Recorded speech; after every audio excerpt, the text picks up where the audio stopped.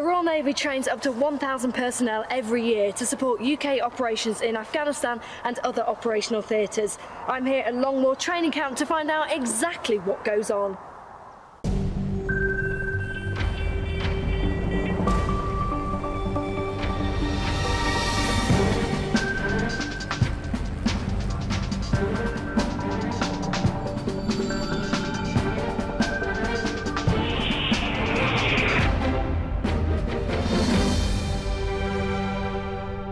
Coming up, we commend Ark Royal's 25 years of service as the fleet's flagship aircraft carrier.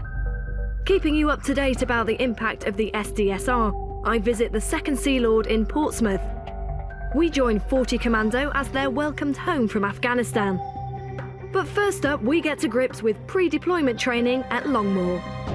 Royal Navy personnel serve in Afghanistan across a range of roles, and for Herrick 14 will lead the HQ support and Joint Force Medical Group based in Camp Bastion.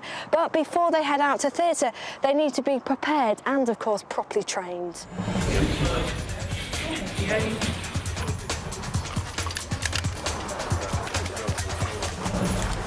Can you just run through exactly what IPDT is? IPDT is a 4-week course.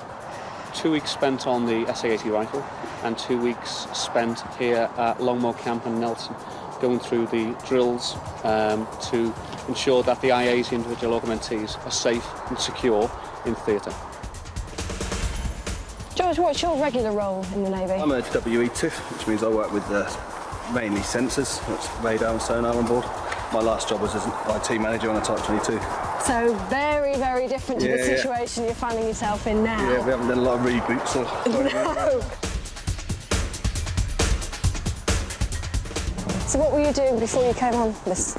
I'm an air engineer. I work at 1710 Squadron, part of the repair teams that will go out when the helicopters get shot down or anything. We have to go out and repair them.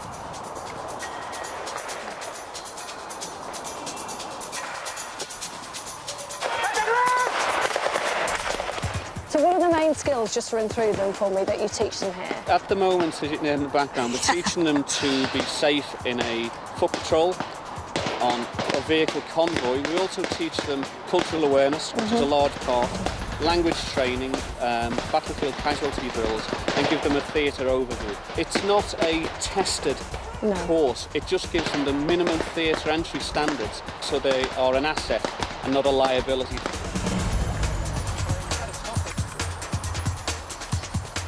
God, well, I'm absolutely freezing here because, of course, I've not been running around, but you're roasting and stripping off.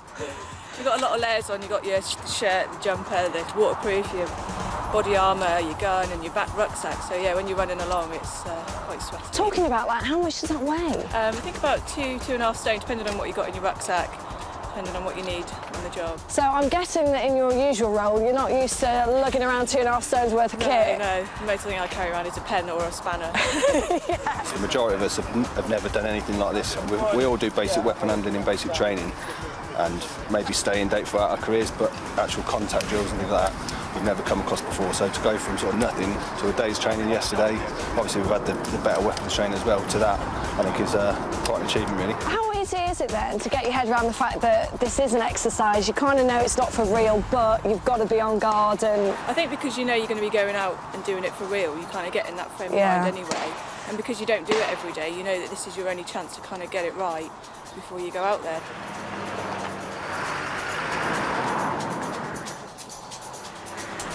on this exercise, what specific skills are they practicing? On this exercise, they're actually practicing breaking contact from an enemy area. So the vehicles are getting hit, they're then extracting out of the vehicle, returning fire. That's the biggest thing. If you can lay down a heavy weight of fire, you can then get the enemy's head down and you've got freedom of movement. So we're getting them to instill them skills and drills, heavy weight of fire, extract out the area and hopefully back into the vehicles and then they're away.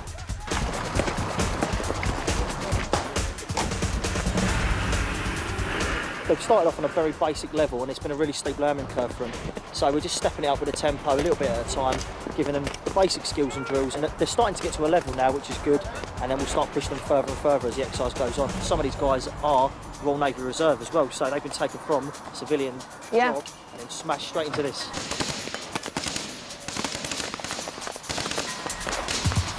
For you personally, when you sort of meet them on day one and then see them at the end of the training, what difference do you see? It's a quantum leap. To see them on Monday morning, uncomfortable, all sat there 80 strong at Nelson, and just 10 days later, seeing them now at Longmoor, putting all the skills together that have been taught by the Royal Marine instructors, it's quite satisfying as the boss.